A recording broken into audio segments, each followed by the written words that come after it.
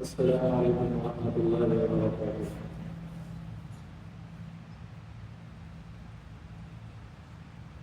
الحمد لله نحمده ونستعينه ونستغفره ونؤمن به ونتوكل عليه ونعوذ بالله من شرور أنفسنا ومن سيئات أعمالنا من يهده الله فلا مضل له ومن يضلل فلا هادي له ونشهد أن لا إله إلا الله وحده لا شريك له ونشهد أن سيدنا وسندنا ونبينا ومولانا محمدا عبده ورسوله صلى الله عليه وعلى آله وأصحابه وأزواجه وأتباعه وذريته وسلم تسليما كثيرا كثيرا. أما بعد فأعوذ بالله من الشيطان الرجيم. بسم الله الرحمن الرحيم. يا أيها الذين آمنوا توبوا إلى الله توبة نصوحا عسى ربكم أن يكفر عنكم سيئاتكم ويدخلكم جنات تجري من تحتها الأنهار يوم لا يخزي الله النبي والذين آمنوا معه نورهم يسعى بين أيديهم وبأيمانهم يقولون ربنا أتمم لنا نورنا واغفر لنا إنك على كل شيء قدير. صدق الله العظيم. وقال النبي صلى الله عليه وسلم إن الله تعالى يبسط يده بالليل ليتوب مسيء النهار ويبسط يده بالنهار ليتوب مسيء الليل حتى تطلع الشمس من مغربها أو كما قال عليه الصلاة والسلام. First of all, we would like to thank Allah subhanahu wa ta'ala for subhanahu wa ta'ala accept our coming and may He accept our prayers. Ameen. And we ask Allah subhanahu wa ta'ala to bless all His household and all His companions without exception. May Allah subhanahu wa ta'ala bless them all and bless every single one of us. Ameen. Honorable ulama, respected elders and brothers, as we all know that the month of Ramadan is approaching. And we all will be fasting in the month of Ramadan. We all will be engaging in lots of recitation of the Holy Qur'an. And we all will be engaging in lots of extra voluntary prayers at night, Salah Tarawih. And we all would like to increase our good deeds during the upcoming beautiful month of Ramadan, because we know the multiplication of these good deeds during this beautiful month of Ramadan. So today, inshallah, I would like to mention just a few points so that we can plan how to spend the month of Ramadan. Number one is cleanliness of our heart. Number two is ikhlas. Number three is the Holy Qur'an. Number four is istighfar, tawbah and istighfar. And number five is dua. Respected elders and brothers, what is important for us to bear in mind that a certain condition is necessary for us to be able to have an act of worship accepted by Allah subhanahu wa ta'ala. And the primary condition is that we need to be sincere. We need to be mukhlis. We do things for the sake of Allah subhanahu wa ta'ala. And if we do an act of worship in order to please Him, we will be able to achieve much more. And we will be able to have our deeds the day we meet Allah subhanahu wa ta'ala. In order for that to happen, we need to have a clean heart. This heart needs to be clean. Sometimes this heart happens to be unclean because of the feeling that we have against one another. So today, I would like to invite myself and all Muslim brothers to take a moment and to look into our heart and to ask ourselves, how do I feel regarding my fellow Muslims, my brothers, my sisters, my family members, and humanity at large? Is my heart upon a good condition? Do I have the love for my fellow Muslims that I am supposed to have? Have I tried to solve and resolve the matters and dispute that I may have within my family, within my community, and within those who perhaps mix with me as a person in my company, in my business, or at my workplace, and so on? If the answer is yes, Alhamdulillah, may Allah grant us goodness and happiness in this world and in the hereafter. And if the answer is no, then we need to do something about it. We need to sort out our matters and dispute before we enter the month of Ramadan. We want to enter the month of Ramadan with the pleasure of Allah subhanahu wa ta'ala. And we want to exit later on with the happiness of Allah subhanahu wa ta'ala. How will that be possible if we have not sorted out our matters and dispute? If you take a look at the night of Dhikr, that is very, very powerful night in the month of Ramadan. It's known as Laylatul Qadr. Do we know that there was a time when the knowledge of this night was being sent down to our Nabi sallallahu alayhi wa sallam, and he was going to be told exactly what night it is. But there were two people who were arguing and disputing, and that particular was instructed by Allah to hold the knowledge of that night. Look, Rasulullah sallallahu alayhi wa sallam told the Sahaba that because of the dispute of those two people, the knowledge of this night has been kept by Allah. Now you need to search for it in the last 10 nights, the old nights from amongst them. Look, it shows us that sometimes when we are disputing, arguing, fighting, it causes a lot of spiritual loss. It causes loss in terms of the link with Allah. Why should we let that happen? Just look into our heart and clean it only for our Maker, for Allah subhanahu wa ta'ala. We clean hatred from our heart, enmity, jealousy that we have. Jealousy is like a virus. It will destroy all our good deeds that we have done in the past. Rasulullah sallallahu alaihi wasallam said, "Innal hasana ya'kulul hasanat kama ta'kulun narul hatab." Sometimes some people they become jealous of others because of their driving good cars. Sometimes some people they become jealous because they have wealth. Sometimes some people they become jealous of others because they have high position. No, it's Allah who has given them. Don't become jealous of others. Don't become jealous of others. Jealousy will eat away at your good deeds that you have done in the past in order to please Allah. Rasulullah sallallahu alaihi wasallam said, jealousy will eat away at your other good deeds in the same way that the fuel eats away at a dry wood. So just like we have a dry firewood and the fuel would eat away very fast. If we have jealousy in our heart, if we are jealous of others, the other good deeds that we have done in the past, they will be eaten away. May Allah subhanahu wa ta'ala protect us all. May Allah subhanahu wa ta'ala safeguard us all. Ameen.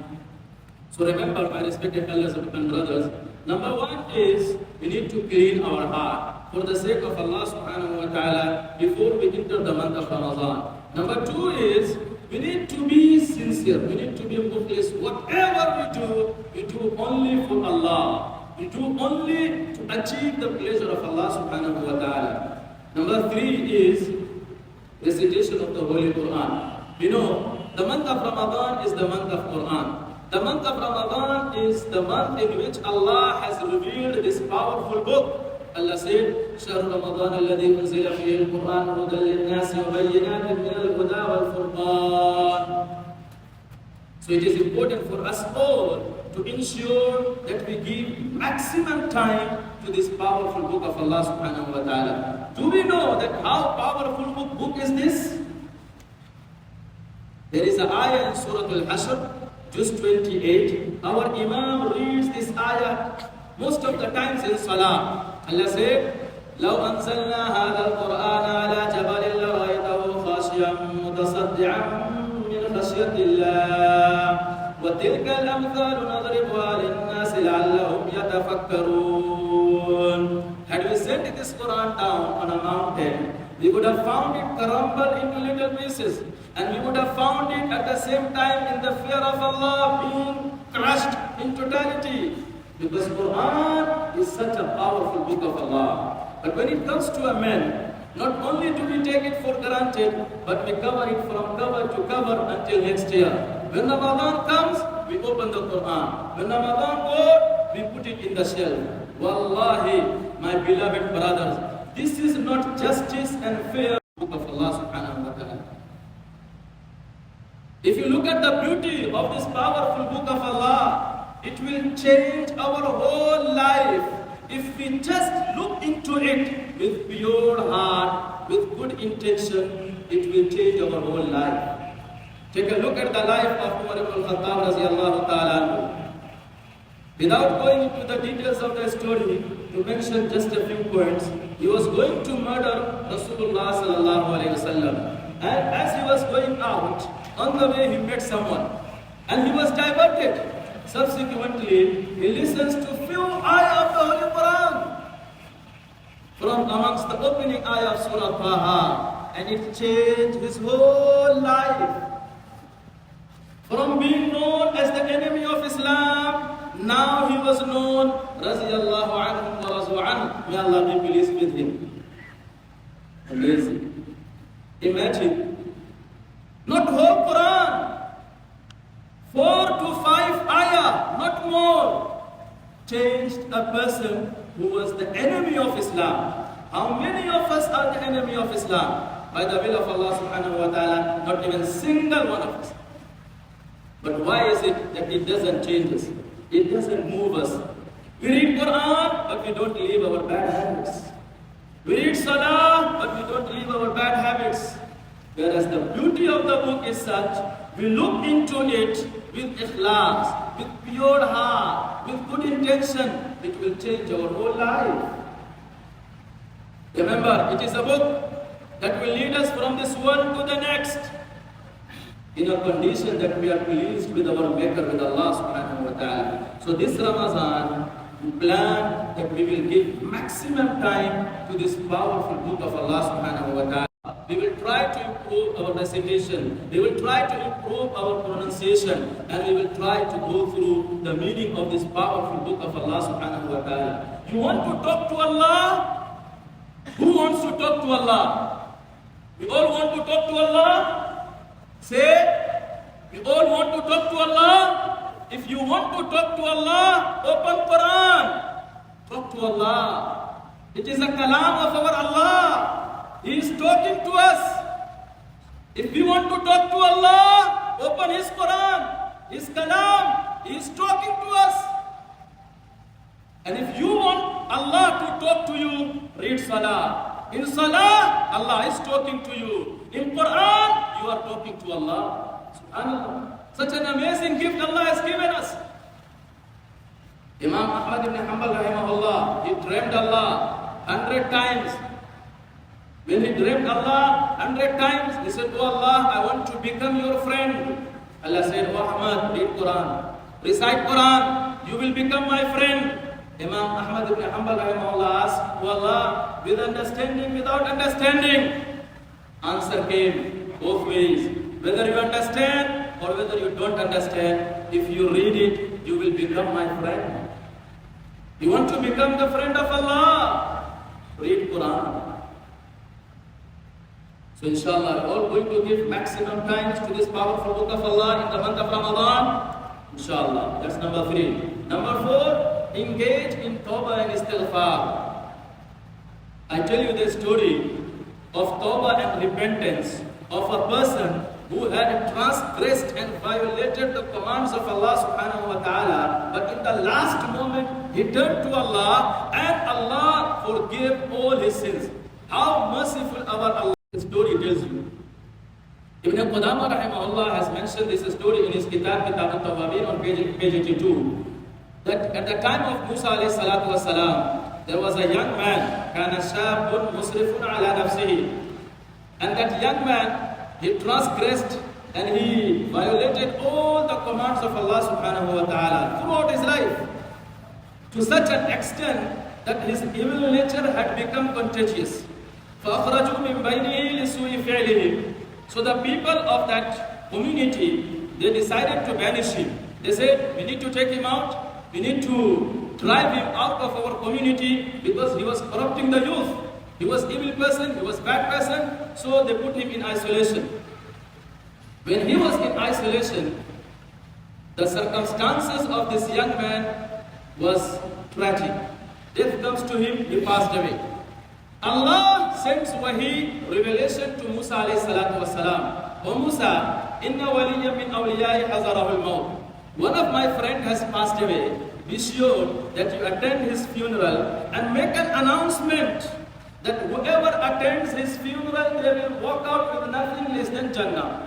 So Musa alayhi salatu wasalam, he made an announcement, and people, they flocked in their thousands. Too many people, they came to attend the funeral of this young man. When they came and they saw, oh, this man. Oh Musa, you're talking about this man. He was corrupt person. He was evil person. He was bad person. We banished him from our community. He was corrupting the youth. And you are saying that if anybody who is going to attend his funeral, they will walk out with nothing less than Jannah. Musa alayhi salatu wasalam, reconcile what you are saying. But Musa alayhi salatu wasalam, he was Kalimullah. He used to talk to Allah. He talked to Allah. Oh Allah, what is their story? What they are saying, they are absolutely right. They are saying truth. They are accurate. But the destiny of this young man turned differently in the last hour. Things went positive for him in the last hour. When death comes to him, he finds nobody around him. He talks to me. He comes back to me. He said, Nazara yumnatan wa yusratan falam yara hamiman wala qariba. When death comes to him, he finds no friends, no family members, nobody around him. He cries to me. He said, Ilahi, law alimtu anna azabaka yasidu fi mulkik lamma saltuka al-maghfirah. Oh my Allah, had I known that punishing me, it will increase your kingdom, I would have never asked you. But oh my Allah, today I am alone. Nobody around me. Oh my Allah, I know I have done wrong. I know I have transgressed all your commands through my life. Oh my Allah, I have been too many places where averagely people would not go. But today I want to get close to you. Oh my Allah, I accept all my faults, all my mistakes, but I ask you to forgive me today. Oh Musa, at the time of death, his begging tone was so appealing. His approach was so marvelous. His body language was so awesome that if he had to extend his request for the whole world, he was going to walk with what he wanted. Look, a person who lived his life in the disobedience of Allah, last moment he turns to Allah, and Allah is willing to forgive. Subhanallah. My respected elders and brothers, beautiful month of Ramadan is approaching. The month of Ramadan is the month of achieving the pleasure of Allah. The month of Ramadan is the month of achieving forgiveness of Allah.